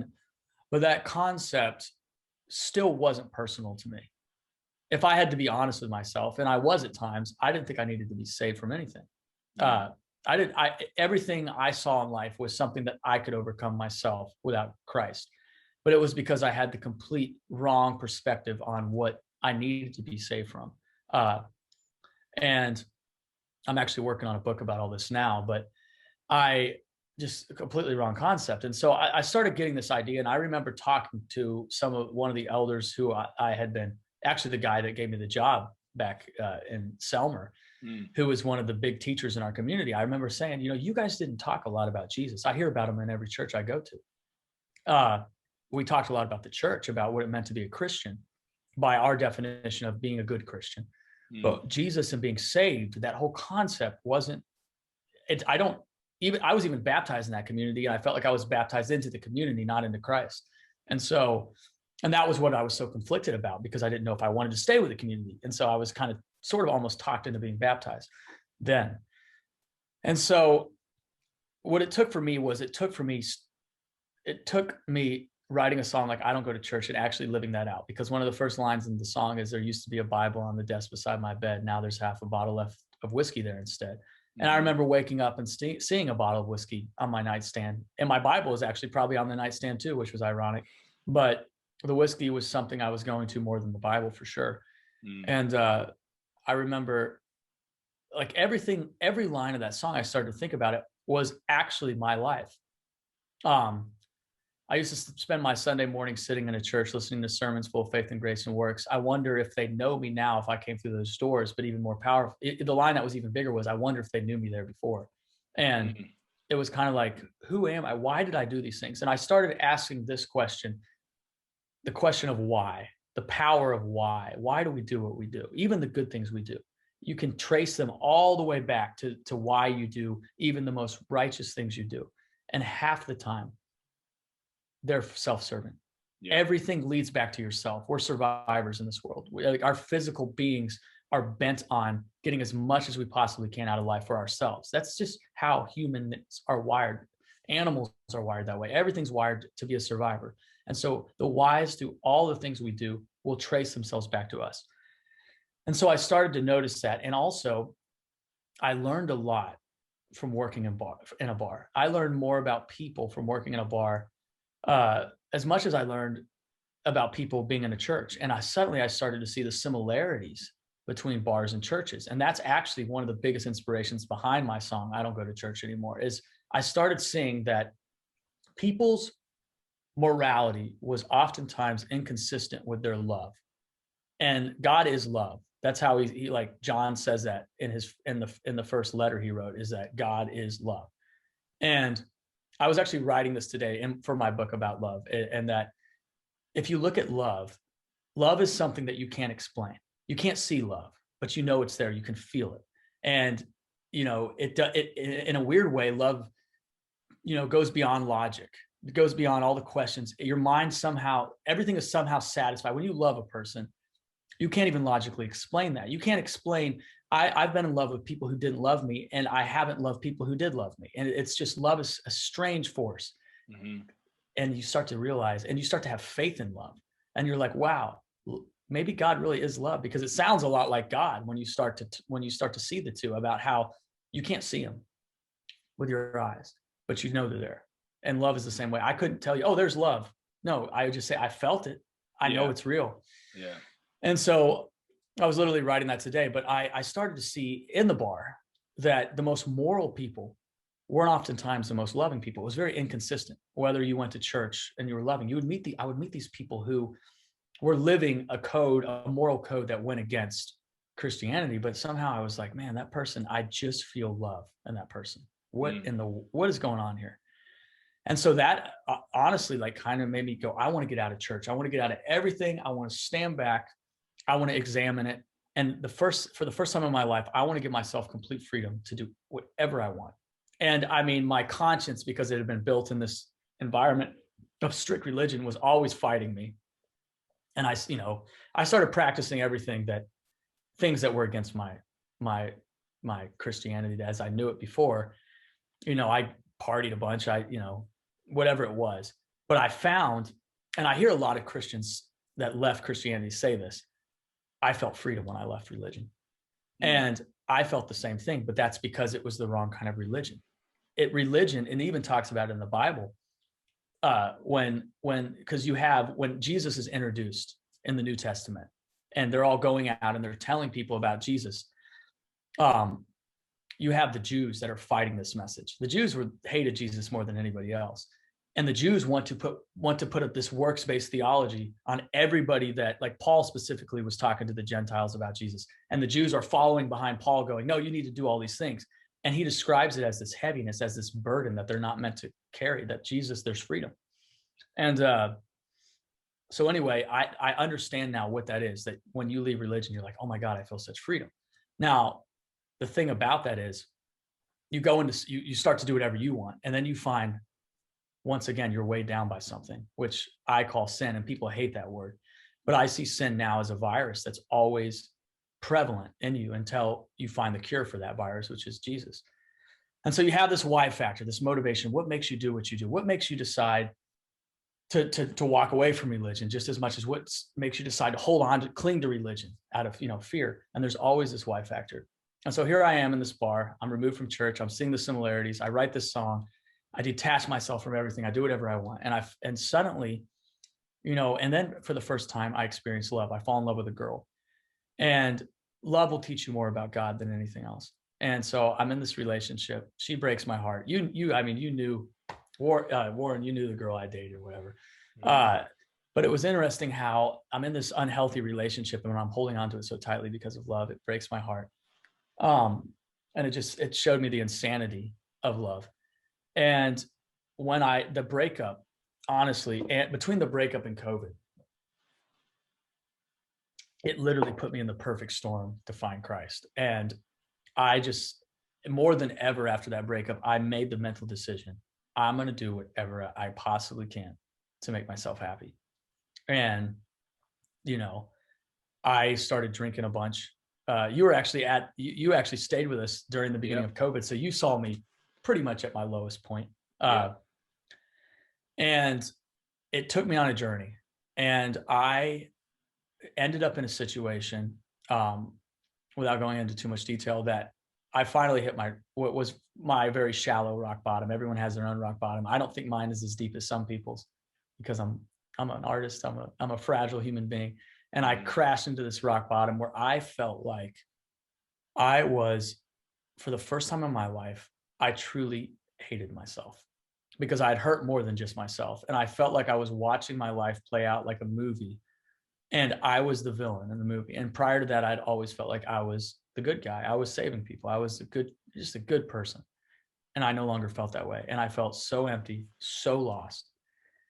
And I remember calling a buddy of mine who at the time had been this guy that for the past 2 years had been telling me about Jesus. And when I would talk to him about Christianity, I would say, dude, I know what it looks like. I know what it means to be a Christian. I need to turn myself into Jesus like he's some sort of prison guard and go back to the prison of Christianity. And for the remainder of my life, be a good person. And he kept saying, no, Jesus is freedom. And it says that in the Bible. He's described as good news, as freedom, as the source of life that will fulfill you beyond anything else. He's that drink of water that literally becomes a well inside of you. And I didn't believe that. And I certainly didn't want to let go of my freedom that I believe was freedom to do whatever I wanted, that ironically was putting me in more and more bondage. But when I reached this place, I felt like I had nothing to lose. I couldn't have gone any lower. And I was like, and for the first time in my life, I needed to be saved. I actually thought, now I need to be saved. I'm in a predicament. And so I asked God to save me. And I didn't realize the supernatural changes that started happening in my life through the people I met. And even prior to me asking to be saved, it was like God was saving me the whole time. He was leading me on this journey to reach a place where I was capable of receiving his love, which this unconditional love that I read later in the gospel. He said, I did not come for righteous people. I was a righteous person, and then I became a sinner. But that righteous person he's talking about is only something we see in we define ourselves as righteous through the self-righteous idea that we can earn God. And he said, I didn't come for righteous people. I came for sinners. So until we identify as a sinner, until we hit a point where we're like, I need to be saved, someone who needs to be saved, a sick person, he says, I came for the sick, not the healthy, then we can't receive him. And so I asked him to save me. I asked him to make himself real to me, and he did. And suddenly things started happening in my life after that. Suddenly I had, opportunity I got pulled out of the bar scene. I had I told you about this roofing opportunity that was kind of an accident. It was so many accidents that started happening in my life that became the very things that God used to pull me away from the bondage I was in. And I stopped drinking. I haven't had a drink since July. And that was by accident too. That wasn't in the past. That would have been something I did for God to earn him. Yeah. I did it for honestly, I just happened. I just did it. I saw that a buddy of mine had been doing this program. I saw it and I was like, I should try this. And so suddenly I'm no longer drinking. And all these things, all these gods that used to rule my life, because if we're honest, getting back to the worship songs and all this, we all worship something because we were created to worship, whether we like it or not. We were created to worship, and we'll always find that we are worshiping something. It's either going to be our career, it could be women, it could be partying, it could be whatever it is. We're worshiping something. And that something is, whatever we worship is the God of our life. And I started to see, after I asked God to save me, he started removing all these gods.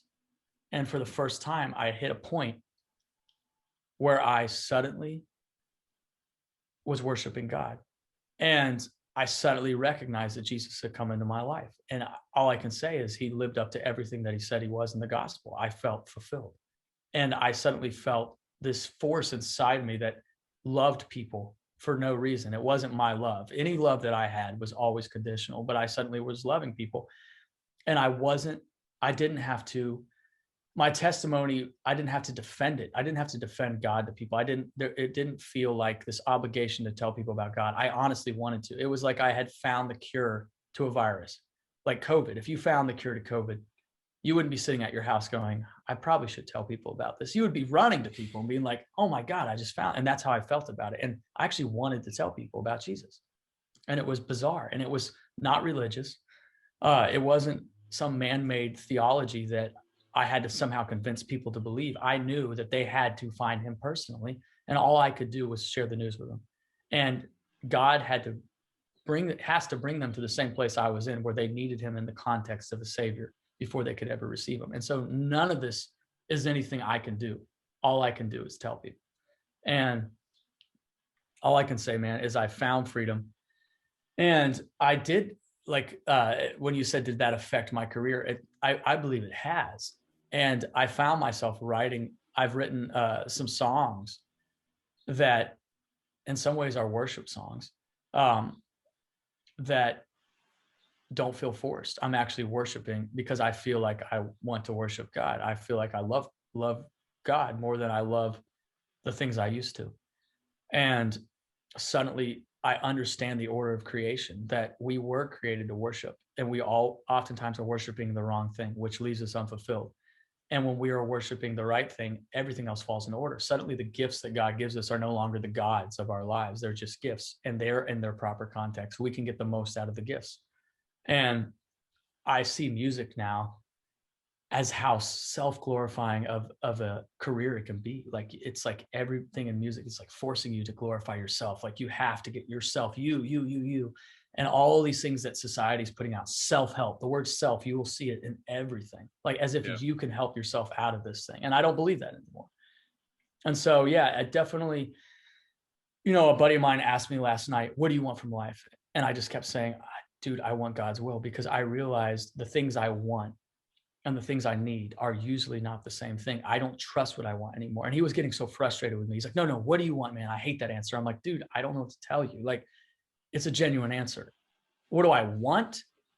Sure. Like, I'm very aware now that I'm living two lives simultaneously, my physical life and my spiritual life. They're always going to be in opposition with each other. So if you ask me what my physical life wants, it's always going to want what everyone else wants in some context, as much as I can serve myself as possible. The difference is I've found that life is kind of come to an end at some point, and that life has a tendency to want things that are destructive. And so it was like, for the first time, the question that I had really been asking, that I didn't realize, because it wasn't a logical question, it was being asked by a part of myself, the other life inside myself. That question was answered, and the answer was very simple: Jesus. That's the only answer I have for anybody. There's no rule book, there's nothing else that I would tell anybody except Jesus. That's it. And when I read the gospel from the eyes of a sinner, from the humility of a sinner, from somebody that needed to be saved, I, for the first time, felt like this was written for me. This was a letter to me. The guy that was reading this before, it wasn't written to him. And that's why it never fully made sense. That's why I would pull and pick things out of it that worked in my life. I hadn't received it. And so that was, in a nutshell. I could go into even more detail, but that wasn't even a nutshell, but that was my salvation experience, man. And Now I'm like I'm working on a book. I read, I read the Bible. I want to read the Bible. I want to know more about God. When you love something, you want to know everything about it. And that's how I know that I'm being compelled by something that's love. I have God's love inside me. I have Jesus, who is God and who is love inside me. And it's, it's unbelievable. There's nothing like it. And nobody can take that away from me. I don't feel like I have to prove it. I have nothing to prove other than my own testimony, which is I was lost and I was found. I was sick and I was healed. I had questions, they were answered. I was thirsty and I got a drink of water that became a spring inside me. And just like the gospel says, all those things came to life. He is the way. I have direction. He is the truth. I have answers and I have life. I have all those things that he promised to be. And I wasn't in a place to receive it until I was in a place to need it. Because the things you need, until you need something, you will never receive it. If you're not thirsty, you're not going to go get a glass of water. If you don't need Jesus, you're not going to receive him. You and I have had a whole abundance of conversations throughout the years about faith and spirituality and God, religion, all of those different things. We've had many, many conversations, many late nights that we've spent either drunkenly or soberly sitting up to all hours of the morning talking about this stuff. You know that at my core at this particular moment in time, I am a pretty skeptical person when it comes to faith, when it comes to spirituality and religion. For sure. And I've had this conversation with you before about how, as you said, when the whole COVID pandemic kicked off back in March 2020, I just arrived with you guys. I literally traveled to the US and I traveled to Nashville the day before they closed the borders into the US. I ended up there with you for 2.5 months.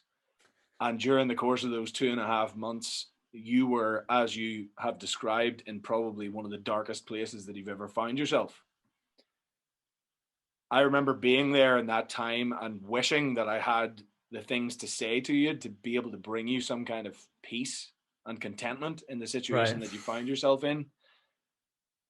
I tried to be as supportive and helpful to you as I possibly could, and I tried to give you advice and tell you that everything was going to be okay, but it was clear that it would help a little bit, and then a day or two later you'd get stuck back in your own head again, and you'd be just in the depths of despair, and you'd be really pissed off, and you'd be depressed and all of that stuff.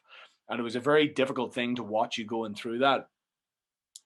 And I told you recently, whenever we were talking about some of this stuff that you've just been divulging, I told you recently, whenever I learnt of this come to Jesus moment that you had, it's interesting because whenever we first met, it was around the time that I had my own come to Jesus moment, which I since have fallen away from the whole faith thing again, the whole idea of spirituality and Christian faith and belief in God and Jesus Christ and all of that stuff.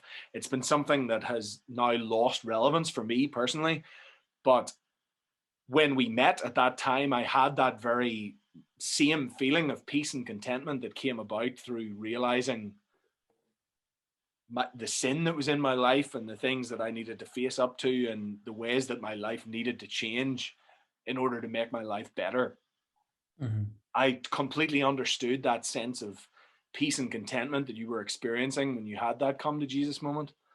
But I remember telling you at the time, the day that I actually found out that you had had that experience, I thought to myself, I'm going to go on here to FaceTime with him and I'm going to rip him to shreds. Like, because I'm such a skeptic and I find it so hard to see the truth in any of that at this particular moment in time. Mm-hmm. Although I knew where you were at, mm-hmm. and I knew how you felt and that feeling that you were going through at the time, I just didn't think that I was going to be able to hold back. For sure. And I got on to FaceTime with you, and I remember telling you this since, that when I got on to FaceTime and I saw just how much peace you had, how happy you looked, how content you seemed, how it just looked like there was a complete weight had lifted from your shoulders. And I remember thinking to myself at the time, there wasn't a single part of me that wanted to question what you were going through. I was just so, like, as a friend, Yeah. I was just so overjoyed having seen you come through like that really dark place of despair in your life. Right. I was just so overjoyed and so happy to see you happy again, That's awesome, man. that there was absolutely no way that I could ever put any question or any doubt into your mind about the situation that you had found yourself in. Yeah. And I haven't seen anything different. I haven't seen that faith in you shaken since. Yeah. You've been very consistent, even though you think that you struggle with consistency in your life. You've been very consistent when it comes to your faith recently. And that's Yeah. been a really inspiring thing and a really encouraging thing to see. Yeah. And I think that it's going to unlock something really powerful in you moving forward, knowing the heart that you have for people, how much you care about community, Mhm. just the experience that you've been through in your life, the things that you have to share, even before any of this came about and before you had this come to Jesus moment. You inspired me on a daily basis, to be perfectly honest. And I know that I'm not alone in that.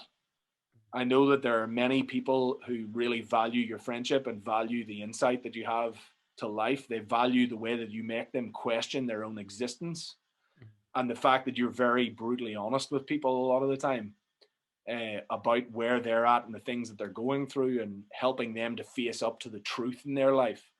And I think the fact that you're going through this experience at the moment is going to be, it's going to be really interesting to see the kind of impact that you're going to have on people moving forward. Yeah. And I'm just curious, I guess, because I've been fortunate enough that over the years I've got to hear a lot of your music. Mhm. I've got to hear a lot of your writing, and I'm always struck by the brutal honesty that's in it at times, Mm. about how you're one of those songwriters that you write things and you have a way of saying things that really hits me to my core. It Mm. makes me question my life and my decisions and all of those things. It makes me think a lot. Mm. And your writing is very moving in a lot of ways, in my opinion. It's very inspired. And I'm curious to see moving forward, and I'm curious to know for you whether you think your writing is going to change, or has it changed since you've had that Mhm. experience? How do you think it's going to change, or how do you think that your focus or your mission within your songwriting is going to shift? Um, Man, it's been interesting because I've written a lot of songs and I'm trying to figure out, I want to put out an EP that tells my story. And some of the music I've written, I'm like, do I even feel this way anymore? Like, can I even, like, we're getting back to with believing what you're singing. Um, I'm starting to like wonder how does this all go together? And it was pretty cool because a couple of weeks, actually, yeah, I guess it's been 2 weeks. I got asked to play at a recovery uh, house. Uh, they just sort of fell in my lap, and so I was playing for these drug addicts that are in recovery. And I was supposed to play. The girl that set it up was telling me, you should play some covers and you should play some originals. Well, I went there, and somehow it just came to me. I'm like, I'm going to tell my story. And my story isn't just songs about Jesus. My story is the other songs that led to me finding him. And so I kind of walked them through my life. And I would play, I've written a song called, like, we wrote a song together. Actually, I played Sleeping with Somebody Else. And these were all, that song was actually a real song that I was going, am I sleeping with somebody who's sleeping with another person? Yeah. Uh, and then even my song Cigarette, that, as cheesy as it almost is to me now, that was a song about being in a relationship actually with a girl who was a smoker, and how there was this weird addiction. Even though I didn't want to be with her and I knew she was bad for me, I kept wanting to go back, almost like an addiction. And so these songs were like, I played all of them. I played Why, I played all these like heartbreak songs. And then I ended with a song about this song that I wrote after coming to Jesus. I don't actually even know what to call it, but I posted on Instagram. It was just like, I was looking for love in all the wrong places, basically, is what the concept of the song is. And by the end of, I'd played all originals, and I was to my last song, and I said, do you guys want to hear a cover original? And all of them wanted to hear another original. And some of them were crying. And I was just, or like one of the guys was like, you know, dude, like every song you played made me tear up. And these are like guys with tattoos and stuff. And I realized I can play all of it. Yeah. It's my story. And as much as the coming to Jesus part was my story, how I got there was my story. God was working in all of it. And that was one of the things I noticed when I came to Jesus, how he's in everything. He's in the struggle. I could turn on music and I'm listening to secular music and I'm like, I hear God in all of this. I hear God says he's like, his whole creation is just proclaiming him. And when you see him through the eyes of Jesus, it's like, it's just a whole, like, it was like being a kid again and just seeing the beauty in life, like the struggle, every part of it. And so I think I'm just going to stick with my original goal has always been to write honest music. And right now that music is going to look a little different than maybe what I wrote before, because I'm at a different point in my life. I can't write some of those songs that I used to write with as much honesty because that's not where I am, but I've been there. And those songs, and maybe I can go back and write some of that to tell where I was, you know, but yeah, it is going to look different, but I see a use for all of it, you know. Yeah. And, you know, some of my songs will probably offend Christians and some of my songs will probably offend people that aren't Christians. You know, it's just my story. And, but yeah, that performance kind of gave me like, oh, wow, I can, you know, with this EP, I can write it all. I can put it all on there because this is the journey that led me to Jesus. And that is, to me, at this point in my life, like I told my friend the other night, like, that's what I want. And yeah, I don't know if that answers your question or not. Absolutely. I think that's a perfect way to kind of round up this whole thing, to be honest. Yeah. I think the thing that really shines through and has always shone through in your music for me, and the reason why I really enjoy your company and I love the fact that I have your friendship, I'm lucky enough to have your friendship in my life. Likewise, dude. Is the fact that you are such an honest and such an authentic person.